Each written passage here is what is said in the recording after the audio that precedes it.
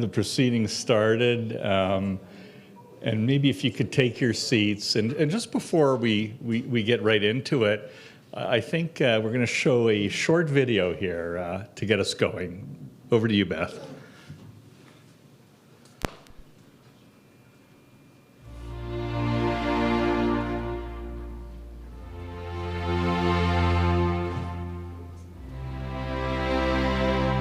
I love this place. Believe it or not, only 120,000 years ago, the Dead Sea level was even lower than what it is today. We study what happened back then to predict what will happen due to global warming. Today's state-of-the-art solar technology only works well in specific locations, like here, in the desert. Our future lies in designing intelligent materials that capture sunlight anytime, anywhere. Clouds are one of the most important components of the climate system. They control the amount of energy that reaches the surface. So the question is, how will climate change affect them?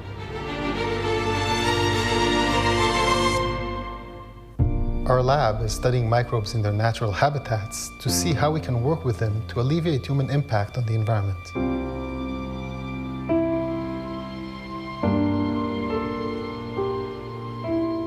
By understanding when and where plants flower, we can greatly improve present-day crops and also introduce new ones that would better cope with a rapidly changing environment.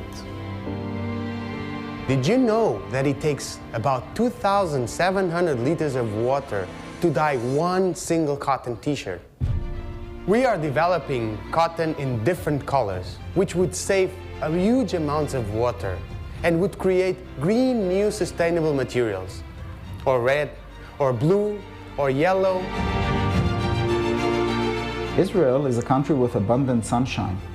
We are researching intelligent materials that are not only better at harnessing this energy, but can even self-heal. Plants and forests absorb huge amounts of carbon from the atmosphere. In our research, we're asking, how can we enhance their ability to slow down global warming? Every second breath we take is created by algal blooms in the ocean. It's therefore vital to understand how this ecosystem functions. Corn, rice, soybean, and this wheat are the 4 major crops that feed humanity. Improving their yield and nutritional value in a sustainable manner will benefit all of us. Understanding how microorganisms influence our oceans now and in the past will give us insight into what will happen under climate change. This is critical information for ocean stewardship.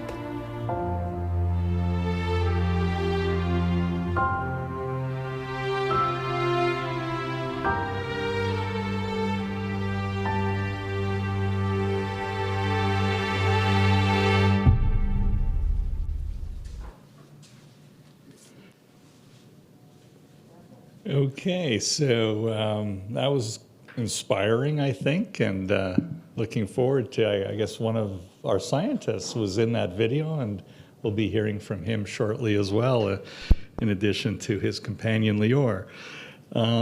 But before we get started, I really wanted to provide some Canadian context here for you in terms of Weizmann. And I think it's interesting to note that the Weizmann Institute of Science really began its sustainability efforts back in the 1980s. And this was led by visionary donors from Canada with the launch of a solar research facility in the Canadian Institute for the Energies and Applied Research. So the history is long in terms of sustainability in the Canadian connection. The vital work of the Weizmann scientists continues today through their efforts to make the Weizmann campus more sustainable. And with the launch of this new Institute for Environmental Sustainability. And the effort here is to turn the tide on climate change with some urgency, working to make the next 10 years count, which is why we're all here today. On the global scale, we're faced with many challenges. We need to feed a growing world population with a changing climate, protect plant biodiversity, and reduce damage to air, soil, and water. For those of you who are new to the Weizmann family, welcome. Allow me to share with you what makes Weizmann special to me and so many others around the world. The Institute has an over 70-year history at the forefront of scientific discovery. Since 1964, Weizmann Canada has been helping to support critical discoveries. The Weizmann campus is really characterized by the joy and pursuit of science. Part of Weizmann's reputation is built by challenging current thinking with curiosity-driven research, which has led to life-changing breakthroughs. Recently, Weizmann ranked 8th in the world for research quality in the prestigious Leiden University ranking, the only institute outside of the US to rank in the top 8 among the likes of Harvard, Princeton, and MIT. Weizmann research transcends borders and reaches us in Canada every day. In addition to the treatments and technologies that we take for granted, which stem from Weizmann research, last year alone, Weizmann co-published studies with more than 40 Canadian institutions on topics ranging from the environment to therapeutic discoveries. Encouraging dialogue and collaboration to promote new discoveries is what Weizmann is all about, which is why we're so very pleased to welcome you here today. You are in for a fascinating discussion. Before we begin, just a few housekeeping points. We'll begin with a short talk by our two scientists, and then open it up for a Q&A. We encourage all of you to join in the discussion. We promise to finish up before 2 p.m. so that you can each carry on with the rest of your day. So with us today are Dr. David Zeevi. He's of the Department of Plant and Environmental Sciences. With research focused on the health of the planet, Dr. David Zeevi develops computational methods for studying microbial ecology in human-affected environments, which may lead to strategies for activating beneficial microbial populations for green applications. For example, using artificial intelligence software, he plans to create knowledge graphs predicting which microbial genes are most likely to contribute to the degradation of plastic and harmful chemicals. While still a graduate student at Weizmann, he co-created the computational framework that became Day 2, a precision medicine company that offers personalized nutrition, diagnostic, and therapeutic solutions using AI and machine learning. With David is Lior Greenspoon, also joining us from the Department of Plant and Environmental Sciences. PhD student Lior Greenspoon is working to answer environmental and ecological questions at a global scale using computational tools, including machine learning algorithms. A member of Professor Ron Milo's research group in the Department of Plant and Environmental Sciences, she holds a dual BSc, Bachelor of Science in Geology, and Computer Science from Ben-Gurion University of the Negev, as well as a Master's in Science from the Weizmann Institute of Science. Ladies and gentlemen, without further ado, please welcome Dr. David Zeevi and Lior Greenspoon.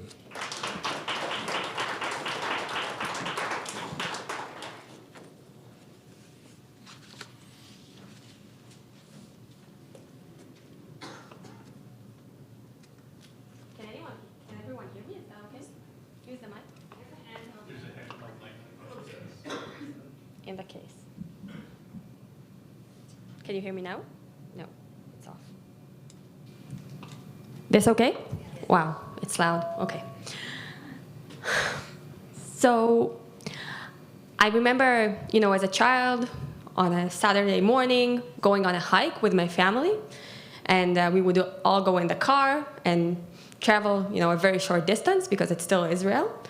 And we stepped outside the car to start the hike, and the windshield would be full of bugs. Have you ever noticed this doesn't really happen anymore?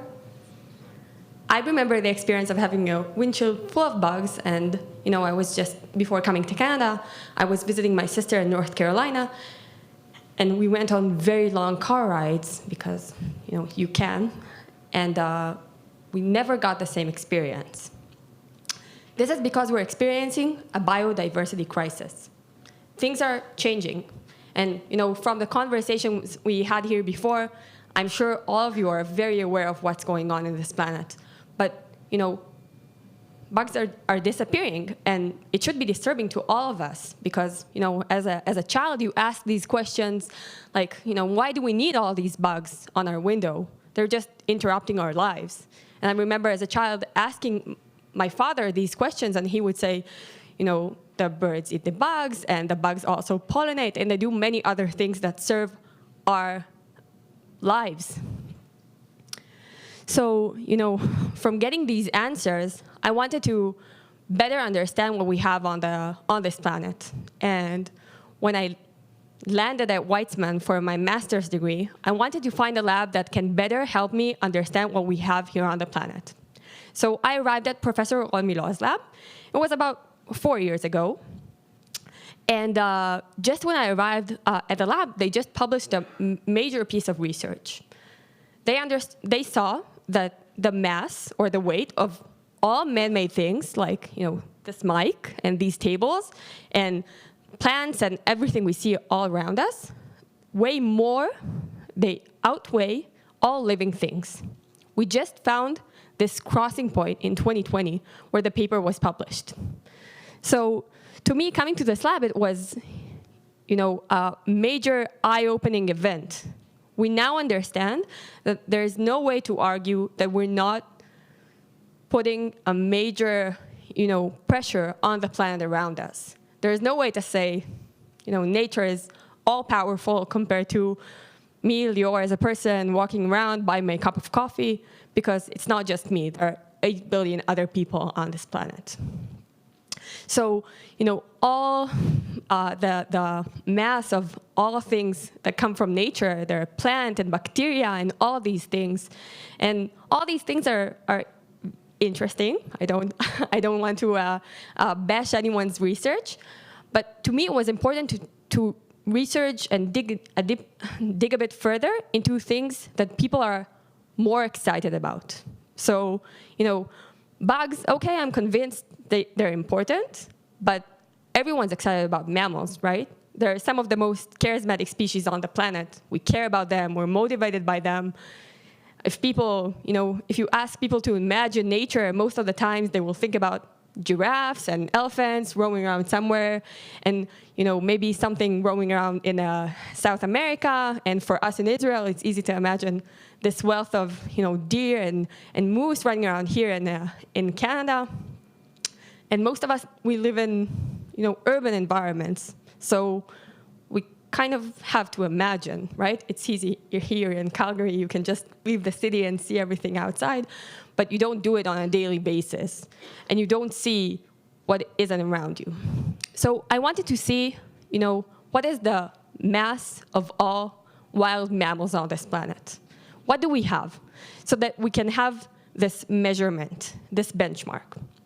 The reason we use mass, by the way, is because people talk a lot about biodiversity, but to me, it's very confusing. Biodiversity, does anyone know what that means exactly?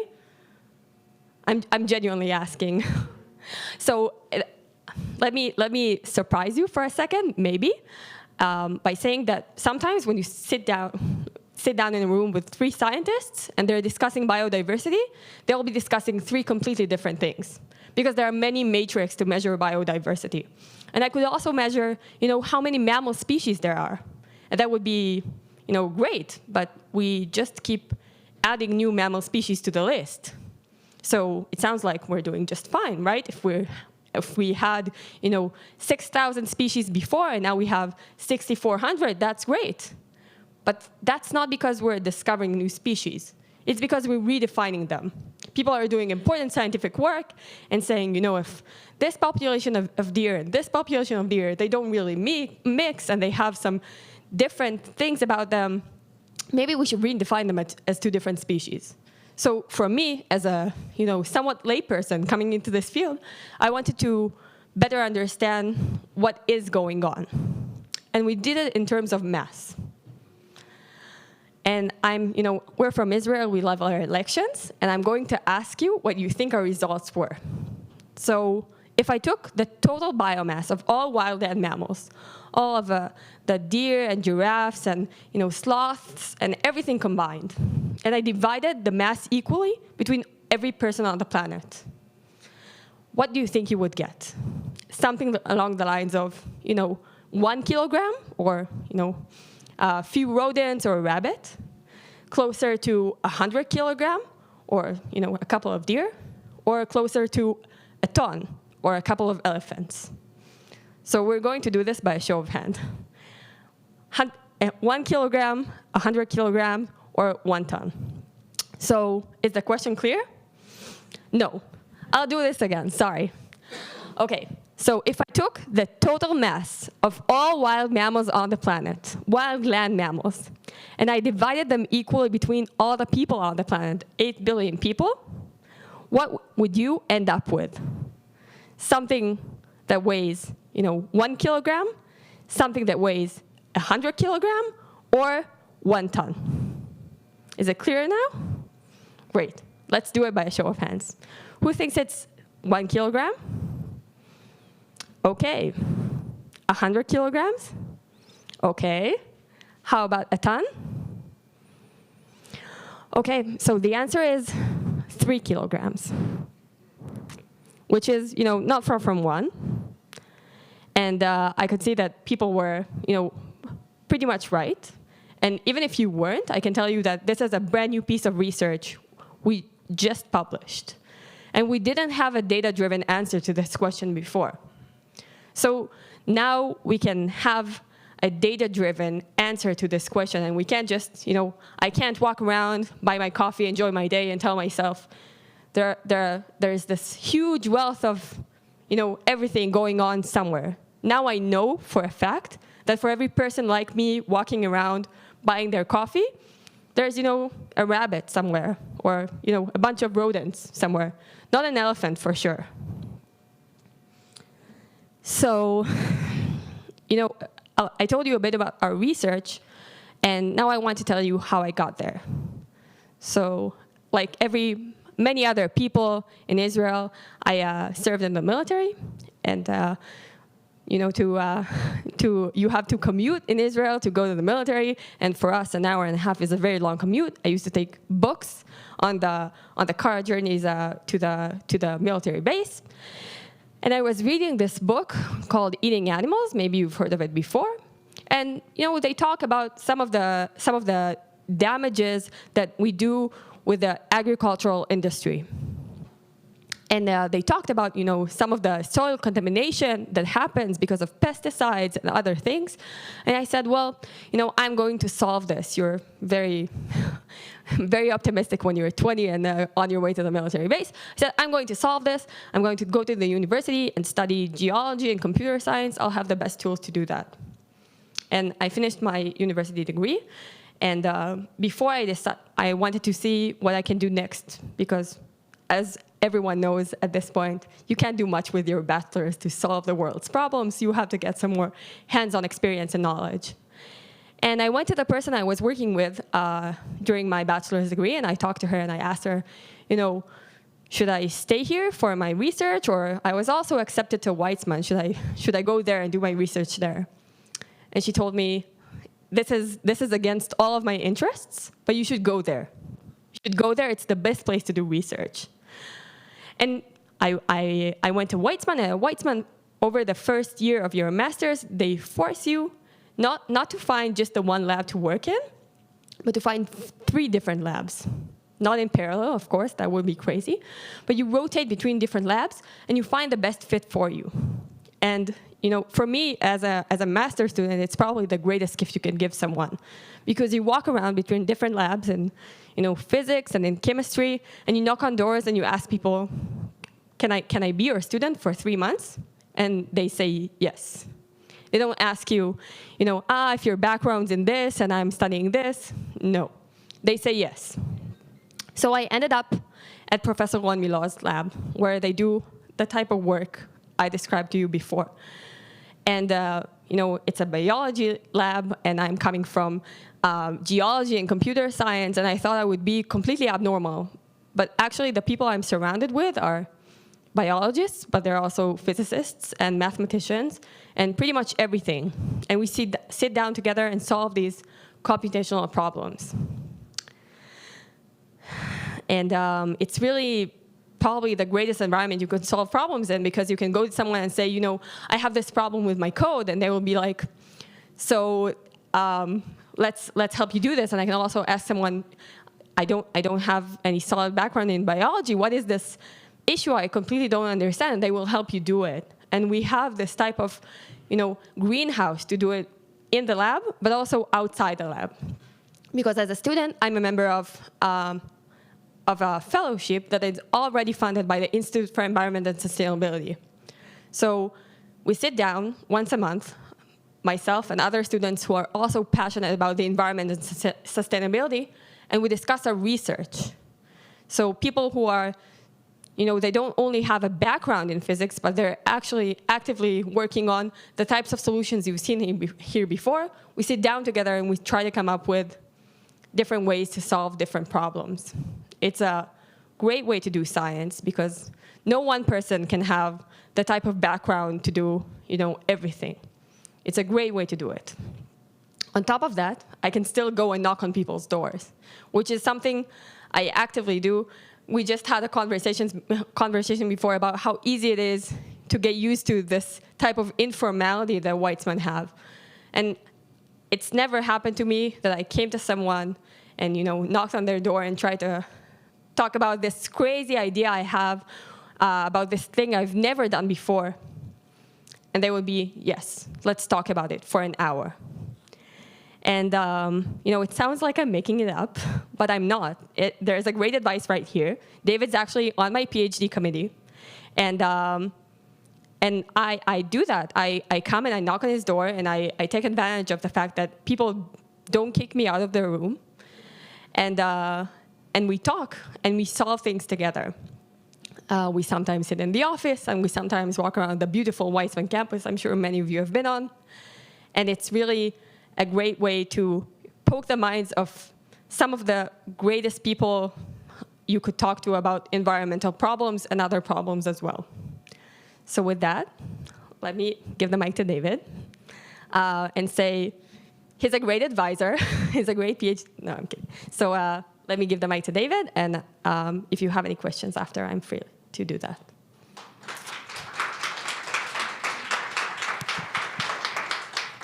Lior Greenspoon, everyone. So Lior started talking about numbers. Let's keep doing that a little bit. If we think about mammals, can everyone hear me? Yeah? If we think about mammals, how many species of mammals do we have on Earth? Elephants, giraffes, sheep, cattle. How many species? Anyone wants to venture a guess? That's very close. It's about 8,000. What about plants? Elms and Douglas firs. And what else do you have here? Wheat. How about plants? How many species of plants? That's very accurate. 100,000. What about bugs? Insects? And my voice is failing me, sorry. And bees, how many species of insects? And that's about 1 million. Now, what about bacteria and algae and fungi? How many species do we have of these? So, bacteria and algae and fungi, we have about 10 billion to 1 trillion species. So they outnumber all other species 10,000 to 1 million to 1. And these microbes are really important for life on Earth. They supply every second breath we take, and they supply the oxygen for every second breath we take. They recycle all of the nutrients that we can have in the environment. And they're also at the basis of all of the food chains. So they provide for everything that's here on Earth. And they're also affected by things that humanity does. So they're affected by pollution, they're affected by climate change, they're affected by land use changes. Imagine, for example, the opening of the Panama Canal.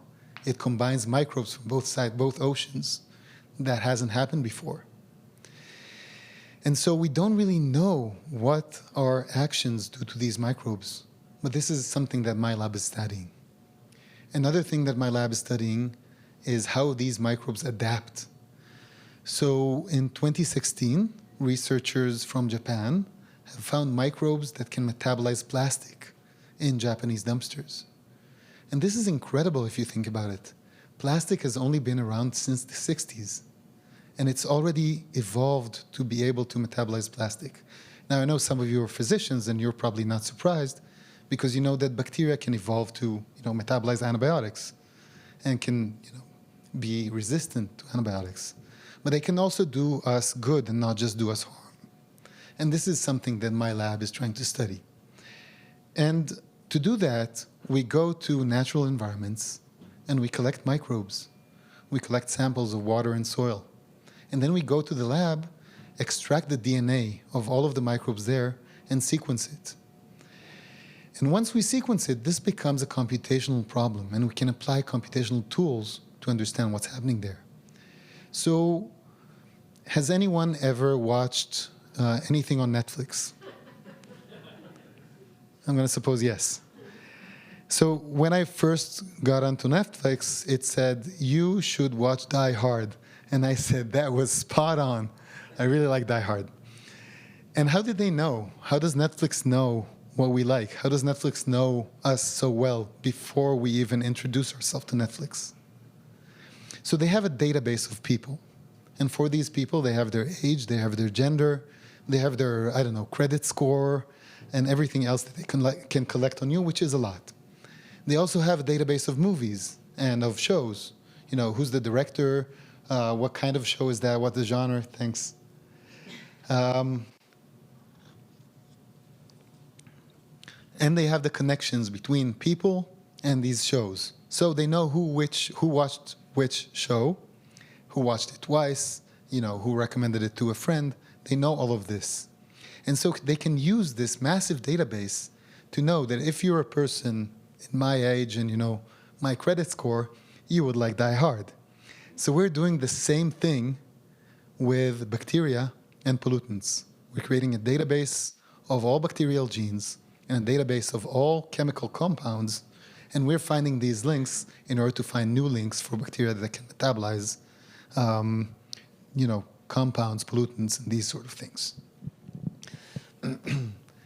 Now, it's a weird thing to study, coming into biology to study something that hasn't been there before. And so I'll tell you how I got there a little bit. I always wanted to be an architect. And growing up in Israel, I had to go to the army. And I became a pilot. And after serving for 7.5 years as a pilot, I graduated. I was honorably discharged as a major after being a deputy squadron commander. And I thought, maybe architecture is, too long of a commitment right now. So I tried to break down what I liked about architecture. And I realized that what I liked is that it combines creativity and precision. And these are things that are very important to me, to do something that's creative, but also very precise, because I'm a very, numbers person. So I went to study computer science and biology, and I fell in love with it completely, in the precision of both, actually, but mostly of computer science, and in the amazing creative power of nature that you can see through biology. And I went on to do my master's in evolution, and then I did my PhD with Professor Ran Segal at the Weizmann. And in Professor Segal's group, we did a clinical trial, a very long clinical trial. We collected data from thousands of people. We connected them to a continuous glucose monitor, which measured their blood glucose for the duration of a week. And we also provided them with a diary where they recorded when they ate, slept, exercised, and so on. So we knew how their glucose responded to each and every life activity that they had. And then we also collected their stool samples for their gut microbiome. And we created a machine learning predictor that uses the gut microbiome to predict a personalized response of people to anything that they eat. And this was extremely successful and managed to lower the glucose levels of people. We designed diets that managed to lower the glucose levels of people, from a pre-diabetic level to a normal level. And this was really amazing, and this became a company called Day 2. But when I moved to do my postdoc in the US, in New York, I was told that I can, research whatever I want. So I sat in the room and tried to realize, what do I want to research? And I figured out that this is the most important thing that I could put my time and, expertise into. So instead of using gut microbes to try and understand and improve human health, I was looking to use environmental microbes to improve, environmental and global health. So I pivoted and studied ocean microbes and soil microbes in order to do that. And when I got into Weizmann, I realized that this is, the best incubator for this thing, for this, endeavor, because it gives you the top of the litter of Israeli students, which are, I think, the most amazing in the world. It also allows you to live on campus, and this is an incubator for ideas, because I walk my dog in the evening, and I can talk to physicists who walk their dogs, and we can, think of new solutions to old problems together by combining our expertise. And it's also really a good place to do real-world impact, because we have these mechanisms that can take your ideas and license them as patents, as we did in my gut microbiome study. And all of these things together put Weizmann in, as a really top place for me. And I interviewed for positions in the United States as well, and I realized that Weizmann, having grown there, I knew what it was like, and I knew that this is the place for me. So hopefully, with this research, we can improve the quality of life of microbes, and also the quality of life of everything's feeding on microbe. And possibly we can even bring the bugs back to Lior's windshield. So thank you.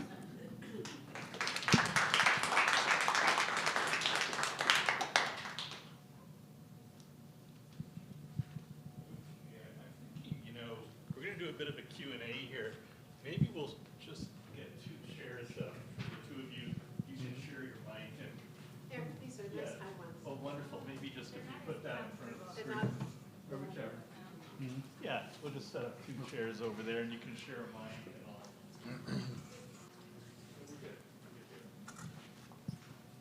all. We got one. Oh, that's very kind of you.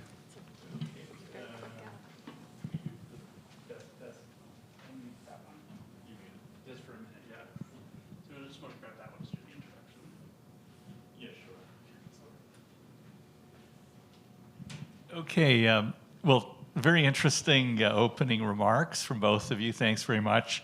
I'd like to open it up for any and all questions you might have of the scientists. Yes, sorry, I don't know your name, but in the back, please. So, for the good microbe doctor, I have two-parter. So, with 1 billion opportunities, how do you narrow it down to your top, I don't know if your top 10, your top 100, your top 1,000? I presume the algorithm has something to do with that. And then can you give me a few examples of some of the things you're really excited about? So you hit spot on the most important thing of my research, the most important aspect, the biggest challenge. There's such a big diversity of microbes, and we need to focus on the ones that we can identify. So in order to do that, some of you are physicians and you know the difference between a cross-sectional and longitudinal study. In a cross-sectional study, you sample different people from different backgrounds, and you compare them. In a longitudinal study, you follow the same person across a long period of time, and this is way more powerful statistically and gives you more insight. And this is exactly what we do. We do not do cross-sectional studies. We take an environment that is facing land use changes, facing pollution, and we follow it from the ground and up for a long period of time to see how microbes adapt to new inputs, to new pollution. And so we have such a study in the Alexander Stream in Israel. You asked what I'm most excited about, so I'm excited about this study, obviously. I have two more studies that I'm really excited about. One is we're studying the wheat root microbiome, and we're studying it in a very special place in Israel that's very close to the barrier, to the desert frontier. So it's about 5 kilometers from where you can't even grow anything at all without water, without watering it. And what we're trying to find there, and so far we're doing a good job, I think, is species of microbes that can help you grow wheat in difficult conditions. And our vision is to be able to personalize this, to go and measure a farm in Punjab, for example, in India, that is facing drought, and to fit it with a probiotic that will work for this person and be almost, very low cost, and help with maintaining, food security for people across the world. So this is also something that I'm very excited about. Great. Other questions for our scientists? Susan. I wanted to ask Lior, when you were in Ron Milo's lab, if I remember correctly, COVID hit, and everyone pivoted, and because Ron's lab is focused on data-driven solutions, I believe you were very instrumental, the plural you, in helping the Israeli government and others on informing data-driven solutions for outbreaks and vaccines. Can you comment a little bit on that? Yeah. So it's a bit of a funny story. I joined the lab in 2019, and we all know what happened in 2020. And in March 2020, we were all at home. I was working, on my computer, and I got a phone call from my advisor, Professor Amiram, and he said, "Drop what you were doing. We're going to solve COVID, basically." And I laughed because I thought it was, just a joke. And he called to see how well I'm doing, and he also called to see how well I'm doing. But he said, we're going to take our expertise and try and help the Israeli government better manage the situation. And over the course of, the especially the first and second lockdowns, we helped the Israeli government make more informed, data-driven decisions when it came to, which towns needed to go on lockdown. We also helped Israeli news channels better tell people what the situation is. We made these charts that went on the news. It was quite an insane experience.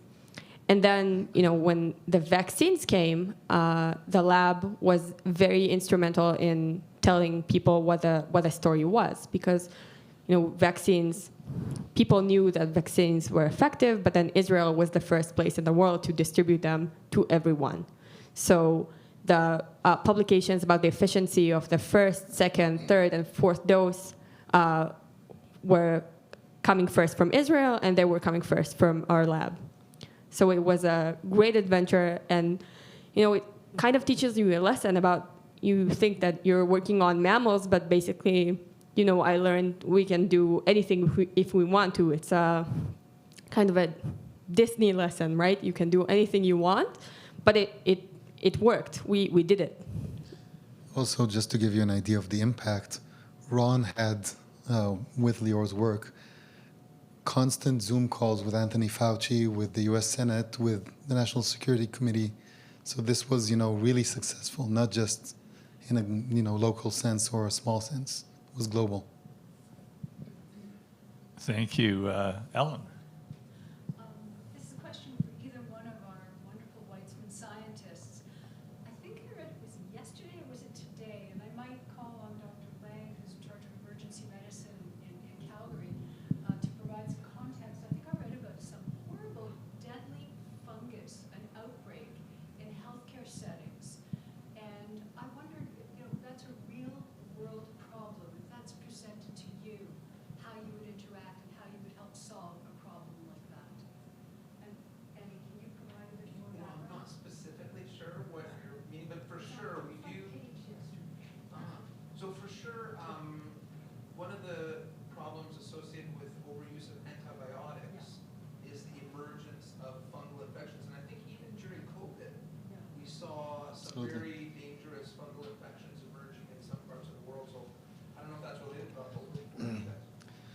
So I think that this is a question for a microbial ecologist, which happily I am. And I think that every time you introduce an imbalance to an ecological system, you have the rule of unintended consequences. Because, it's a very complex system, and a perturbation such as antibiotics can have these types of outcomes. And, if I had to study that, I'm not, but if I would definitely try and find what is unique in the people who are infected by this bug, and whether they have or do not have a resident microbe that can, maybe solve that. And actually, I'm part of a study that was just gone. I got an email this morning, proceeded to review in Science, that we serendipitously found a strain of yeast in the lab rats at Weizmann that protects them against Candida. And so we studied that. We saw that it also exists in human, this negative correlation between the strains. It's non-toxic, so maybe this is one solution. Terrific. Other questions? Darlene, please. Question of sorts. What do you each do in your own homes to practice sustainability? What might you, suggest that a simple thing that each one of us might try or might do? So I live on campus. If you've ever been to Weizmann, it's a beautiful campus. So I live on campus with 3 dogs, 2 cats, and a human, and also my wife, and sorry, and I walk to work. I think this is like the most impact I can do for sustainability. Live close to where I work. So I'm fortunate enough to live in central Tel Aviv and work at Weizmann. So I take the train or the bus every morning, which is, I get it that it's something not everyone can do in a very convenient way. I don't work hard to do that. But I think the number one thing I have in mind is whenever I try to practice. Whenever I buy something new or wherever I recycle something, I try and think about whether I needed to buy it or whether I needed to use it, because people are very intense about their plastic straws nowadays. I got a drink recently with a plastic straw, and my friend was telling me, you're an environmental scientist. How can you do it? And first of all, it was already inside. There was not much to do at this point. And the second thing was, you can tell yourself, I'm not using a straw. I'm solving everything, but we need to think about every step we take. Yes, please. This is probably a microbial ecology question, but being a frontline primary care physician, I'm faced every day with questions about gut microbiome and how do we manage the things that happen when gut microbiomes go sideways. And so you're studying particular organisms, or the research is studying particular organisms. And people ask me every day, should I take a probiotic, or should I take a prebiotic, or should I use a supplement, or should I take a drug, or should I change my diet? So is any of your research far enough advanced to help us to understand how to make those kinds of recommendations for any given individual, and how would one go about trying to figure that out? So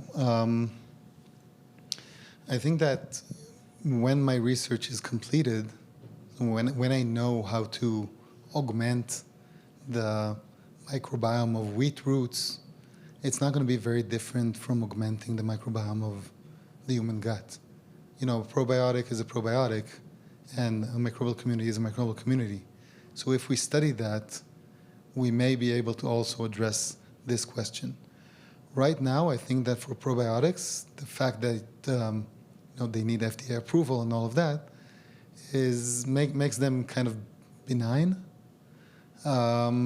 I think that the best practice, if you want a healthy microbiome, is to eat diverse foods, own a dog, be outside, these sort of things.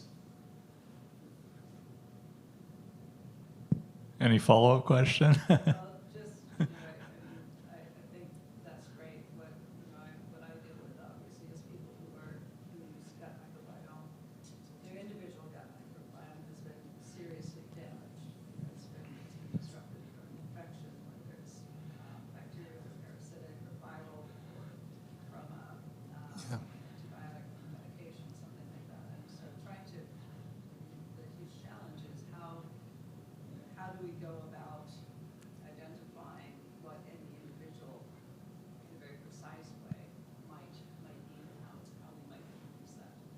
So I have a question to you, which I'm kind of obsessed about.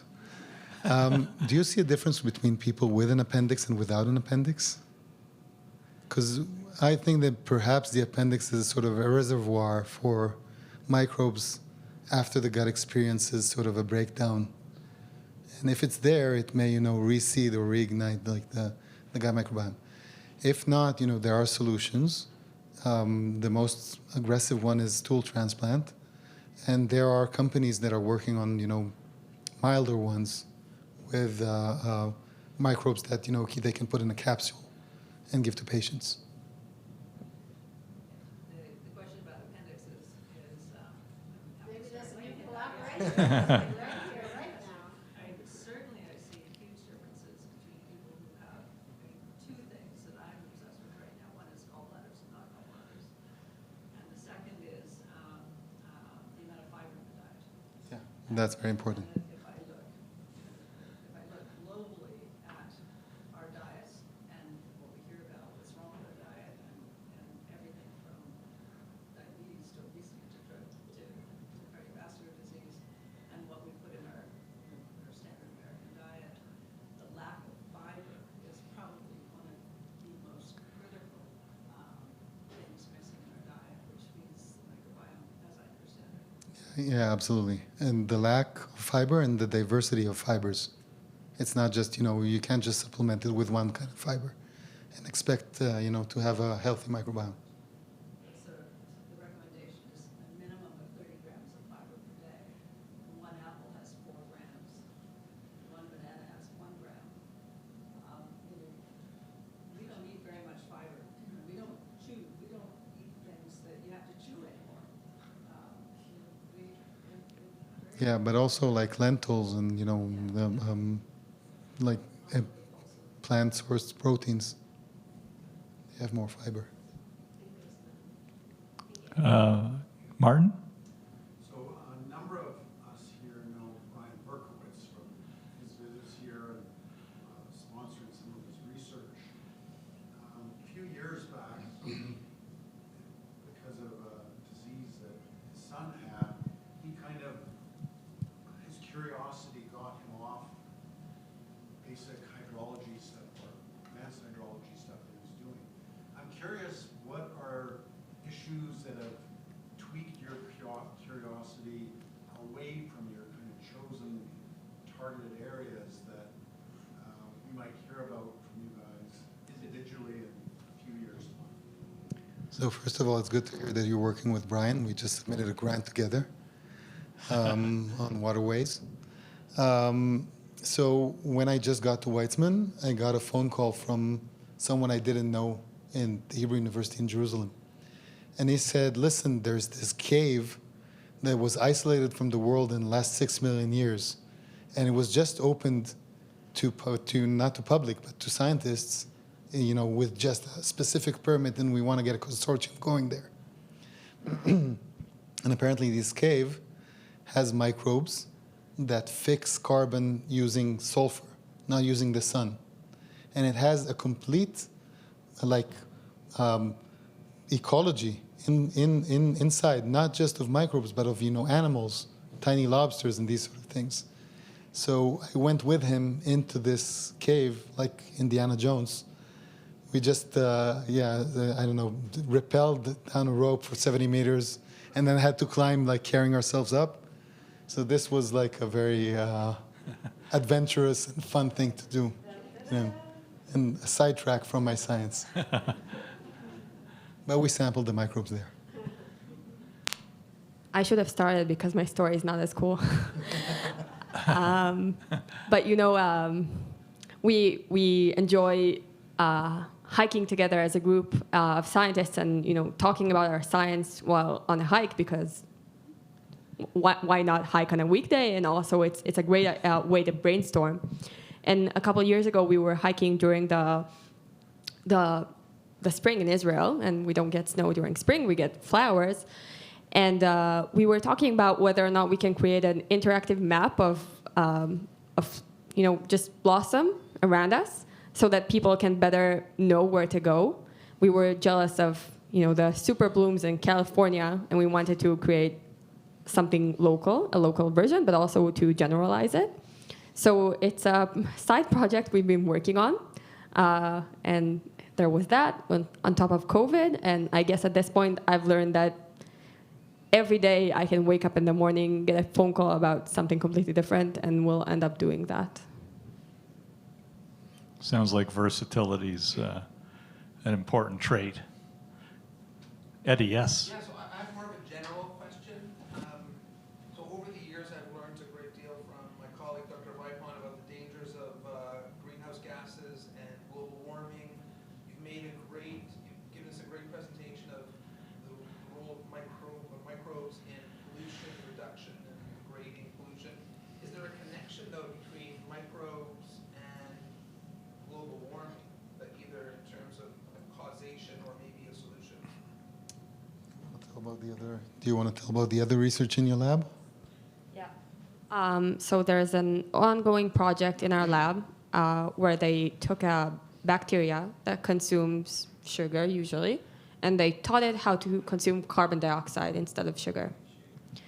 And the hope is, first of all, it was a huge scientific breakthrough. You take something like us that are used to consuming food, and you completely convert it from heterotroph to And the idea is to better understand these mechanisms so that we can better understand carbon fixation.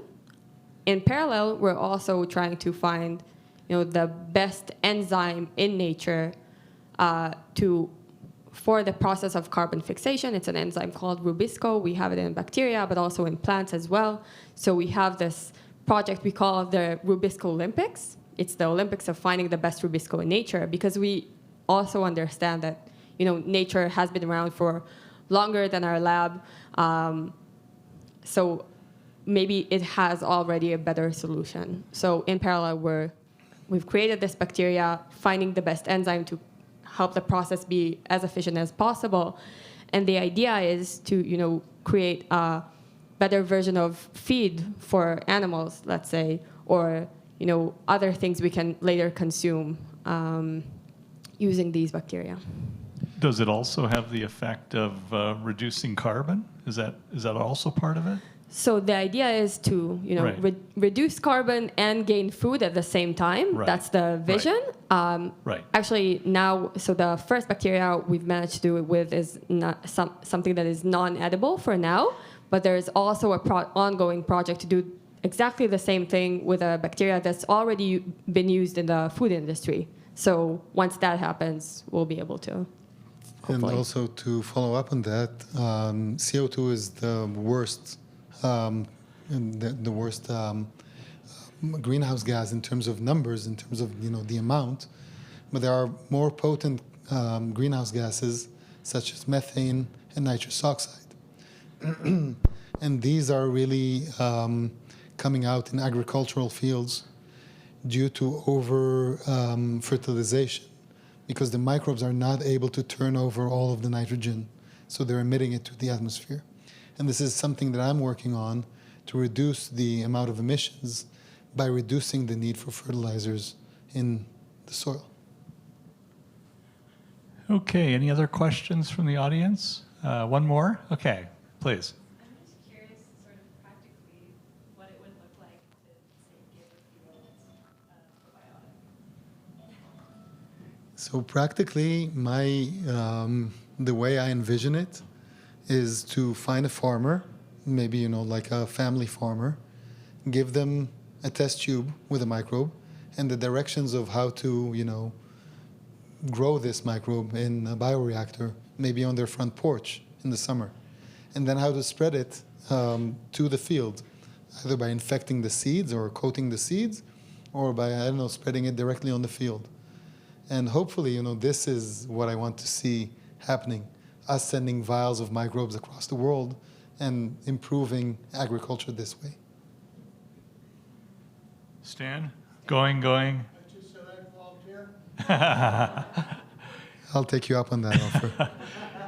Terrific. Well, I'm going to now turn it over. We're privileged to have with us the Weizmann Canada CEO, Susan Stern, with us to provide some closing remarks. Thanks very much. Don't go anywhere. Oh, okay. Do I really need this? As I was listening to this amazing conversation, and I've had the privilege of listening to David and Lior in Toronto, in Montreal, it's always different. I'm always learning something. And there was a time last night where I thought I may have to give the talk, but thanks to Dr. Gary Gelfand, he has somewhat of a voice today. So this past Saturday, I celebrated 18 years of representing the Weizmann Institute in Canada. And I say this because every day is filled with wonder, like today. Oh, we were curious about this. Brian studies hydrology, and now he's solving lymphedema. We're thinking about, you know, how to teach proteins to eat carbon. And, you know, we're moving from the microbiome to cleaning up the mess we've made of our planet, just kind of like en passant, here we are talking about it. And it just, I feel a sense of gratitude and pride. And thanks to both of you, we have a sense of awareness of a problem and also encouragement that we, the global we, that you're working on groundbreaking solutions. And that's why it's so important to make these next 10 years count. You've heard from Lior and David what makes Weizmann unique to them. And I asked Lior yesterday as we were boarding our flight, I said, tell me your experience about this event. And she said, it's like watching how something is made. She said, I experience the amazement of Weizmann, it being a flat place and multidisciplinary, and like she said earlier, sounds too good to be true. And meeting with the donors and the community of Weizmann Canada, I get to see how that happens, thanks to all of the donors across the country and around the world to create this, this magical place. So the biggest thank you goes to our community of Weizmann Canada family and friends, and welcome to the new Weizmann Canada family members. It also happens to be National Volunteers Week. So a special thank you and very warm hug to the volunteers who are here in the room, Darlene, Stan, Ellen, Jamie, Jordan, where are you? Martin. I couldn't see you because you're short, sorry. And Eddie, yes. To put together an event like this, we have a team across the country, and I'm fortunate to have Beth and recently Maria Paula to make these events happen. And the biggest thank you really goes to all of you to take 2 hours to spend with us. And as parting gifts, of course we have parting gifts, there's a story about the mission imperative and the 7 pillars on which it's built. And as we said, the next 10 years are crucial. And we talked about collaboration.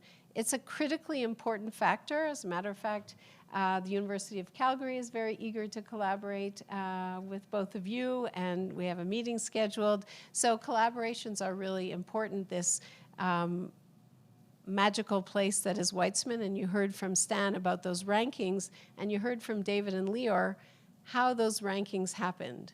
It's the, you know, the curiosity-driven, multidisciplinary approach that has enabled Weizmann to become one of the leading institutions in the world, and collaborating with institutions here in Canada who are centers of excellence as well.